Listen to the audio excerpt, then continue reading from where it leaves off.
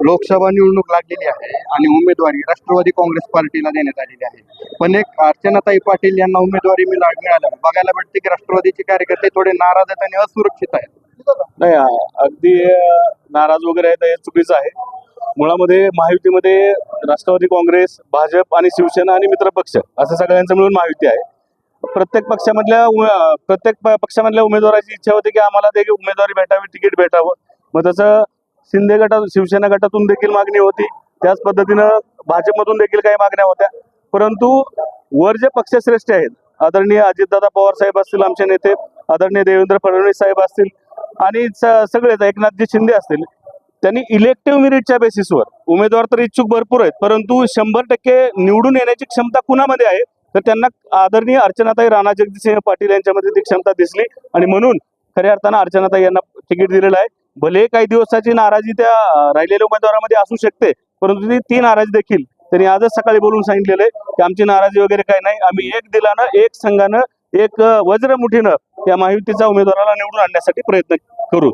आता बैठकीमध्ये काही कार्यकर्त्यांनी खंत व्यक्त केली की आम्हाला मान भेटत नाही, सन्मान भेटत नाही, प्रचारामध्ये आम्हाला गृहीत धरलं जात नाही प्रचार यंत्रणेत. अगदी स्वाभाविक आहे. 3 पक्ष आहेत. आजपर्यंत प्रत्येक एक पक्ष स्वतंत्र असला की आपापली यंत्रणा व्यवस्थित करेक्ट लागायची.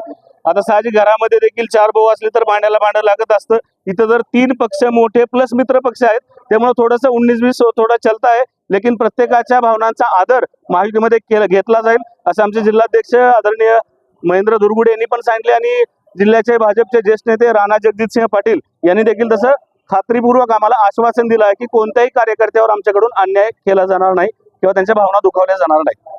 विरोधी पक्षाचे जे खासदार आहेत ओमराजे निंबाळकर यांनी सांगितलं की माझ्या फोनवर बोलण्याचा पण त्रास होतोय आज उमेदवारांना, जे उमेदवार आहेत महायुतीचे, आणि 4 कोटीच्या गाडीत फिरणाऱ्यांना जॅकची किंमत काय काढणार, मी फोन उचलतो पण काम होतात, काय म्हणा. मुळामध्ये विरोधी आमदार जे आहेत, विरोधी उमेदवार जे आहेत ते काय म्हणतात त्याच्याशी एवढं घेणं नाही. आम्ही विकासाच्या मुद्द्यावर ही निवडणूक लढत आहोत. ते कदाचित भावनिक त्याच्या जोरावर त्यांची निवडणूक त्यांच्या बाजूनं करण्याचा त्यांचा प्रयत्न आहे की मी कुणाला फोन केला, मी याच्या खांद्यावर हात टाकला.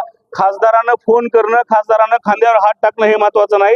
खासदारांनी जिल्ह्यात MIDCच्या माध्यमातून उद्योगधंदे तुम्ही किती आणलेत, सुशिक्षित बेरोजगारांना तुम्ही रोजगार किती निर्माण दिलेत, किती कारखाने तुम्ही निर्माण केलेत, ह्यावर तुमच्या खासदाराचं कौशल्य ते ठरत असतं. त्याच्यामुळं आमचा जे साहजिकच जो सूर आहे की फक्त फोन करून इथं जिल्ह्याचा विकास होणार नाही. जिल्हा आमचा मागासलेला आहे, आकांक्षित जिल्हा आहे.